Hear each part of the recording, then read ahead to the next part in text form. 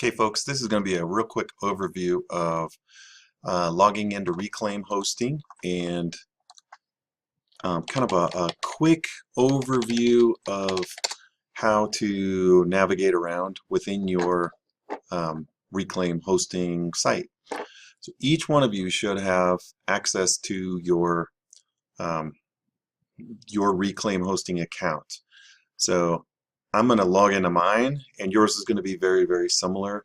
Obviously, your names are going to be different than mine. So when I go to log in, my name is not Coyote. These are just different things that I have access to. So I'm going to log into, I think, this one here. And so if you don't have your username and password and I did not send it to you, please let me know right away, because I think I've sent that to everybody. It could have gotten caught in spam or something, but everyone should have this. This is the client area. I can tell that this is my account up here. Hello, Matt. And there's a bunch of stuff that I can do here. I can also see that I've got one active account associated with this, obviously, because that's me. I've got one domain. I'll just click on the active account just so you can kind of see that. You can do this yourself. I have a slightly different setup here. Mine's a little bit more than yours. Mine's $50 annually. Yours is probably going to be more like $30. I've already paid for the first year for each one of you, so you'll be responsible for that next year. So right at about beginning of April, you'll have to have paid for that, or you'll lose the site. So mine's coming due here, end of the month. I'm currently active though.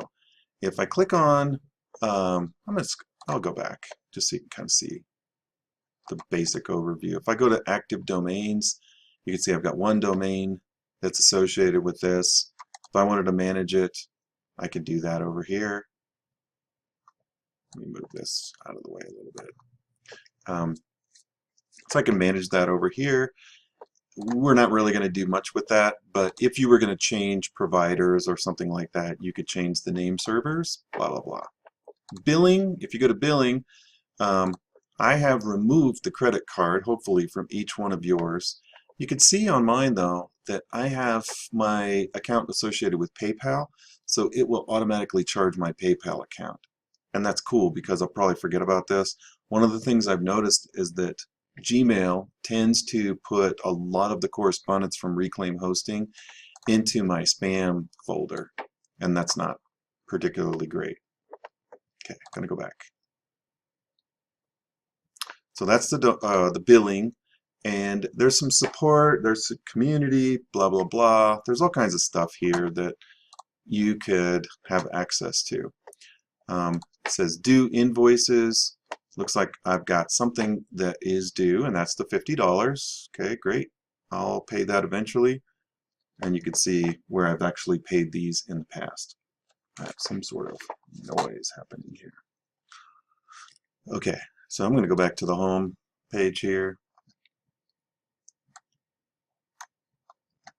All right, so what I want to show you here is basically the cPanel. The cPanel is going to have access to all of the different sorts of tools that you can use within your site here. So I'm looking here at mine. Yours might be a little bit different here, but they have a group of applications, domains, files, email, databases, metrics, security, software, advanced, preference. It's got all kinds of stuff. For the purposes of this class, really, you only need to know about a couple of these things here. It's going to be in the Files section here. So if we click on the File Manager, it's basically like the Explorer in Windows or in a Mac. So you've got folders, and inside the folders, there are things that show up. So if I click on something on the left, it shows up on the right. If you notice the dot files here, you're not going to see those on yours. I turned those on because I needed to for a variety of reasons. The place that you need to be looking, though, is in the public.html folder, and you should find a default a default.html file in your public.html folder. So check through this though. That default file is important, because if I come up here and I go to my domain, which is mattyhurd.com,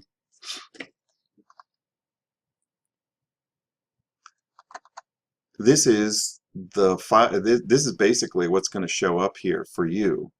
So theoretically, that's what's in that default.html file. So I've got a whole bunch more junk than you do here. And each one of these folders has other things in it.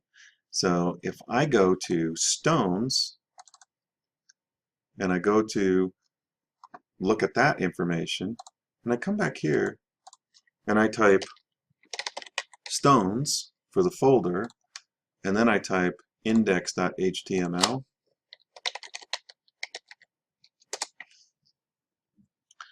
this is the index file for Stones. And when I click on each one of these little tabs, it takes me to a slightly different place. If I look back here, these are the other links. So there's index, contact, our work, projects, testimonials. Home is the index, our work, testimonials, projects, contact us. So those things correspond to those files there.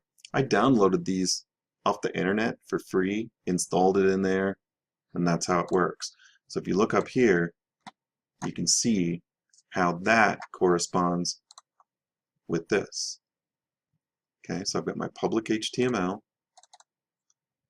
I have my Stones, and then I've got these files here. Inside these folders are different sorts of files that help make the pages look pretty, which is the CSS. The images actually have the images that show up on this page. And then we go back. The JS has the JavaScript, which you can see this Nevo slider pack here. Can you see how the images are sliding? I'm not sure if that's picking up on this or not. But if I click that, if I click that, if I click that, it makes them look really pretty. So that's what the JS stuff does. Not important, just kind of a brief tour about kind of how this is sort of set up. So I'm going to close this, I'm going to close this, I'm back to my cPanel. So that was the file manager.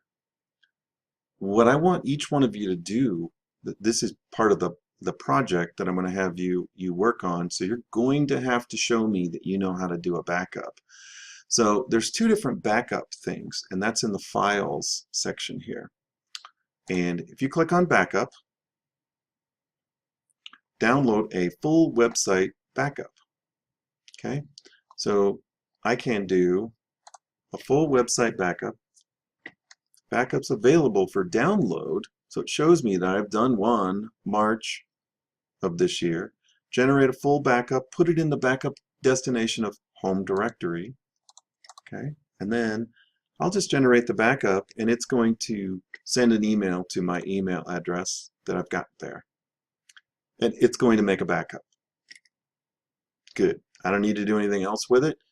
It's making a backup, and I'll kind of show you where this is going to be. So if I come back here, go to cPanel,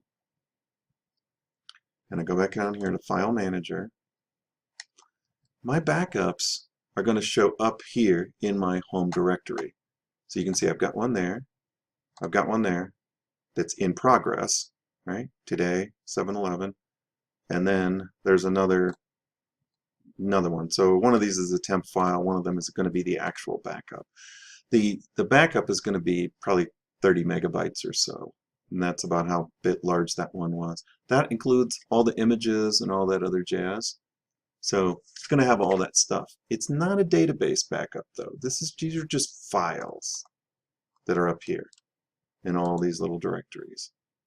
So if you don't know how to take a backup of your system, that's not good, because as you begin to adjust these files, it's going to create issues for you. So let me refresh this and just see how quickly this is going to make this backup file. And now you can see that second file that was really tiny is now gone. So if you kind of rewind this video, you'll see, as I said, it's probably going to be about 30 megabytes. It just finished today at 7:12, and there's my clock, 7:12. Okay, there it is. And so I've got a couple of backups there, which is great. So I've got one from March and I've got one from today. I usually make backups whenever I'm going to make big changes to anything. And that way I can put myself back to the way I wanted myself at one point. So I want you to kind of nose around in here. I want you to be able to get from place to place. And then I want you to be able to do that backup. There's a bunch of other ways to do the backups. So if I close this, I could go in here to the backup wizard, and there's just another way to do a backup. There's no real right way to do this other than to make sure that you have a backup and then to restore that backup and to make sure it actually works. Okay, I'm going to make another video and I'm going to talk more directly about the database tools that are available for you here. So make sure you can get to that point, because I think that's really the beginning of this whole thing, and we'll talk more after this next video.